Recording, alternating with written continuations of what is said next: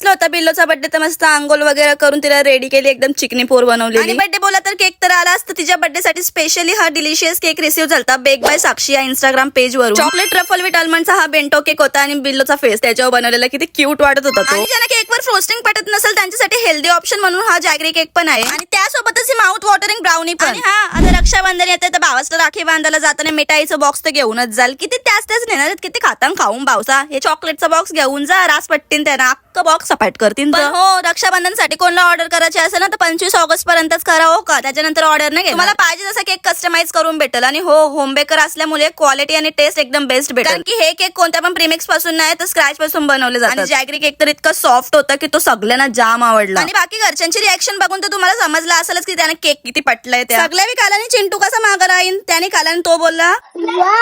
आणि फक्त केक्सच नाही, चॉकलेट ब्राउनी ते सगळं 10 on 10 होतं. बर्थडे गर्लनी पण लास्टला केक खालो. तुम्हाला पण जर ऑर्डर करायची असेल तर मी कॉन्टॅक्ट नंबर आणि आयडी मेन्शन केले, त्याच्यावर नक्की डीएम करा नाही तर कॉल करा. वाट कसली बघता, पटकन करा बुक हॅम्पर रक्षाबंधनसाठी. Bye bye.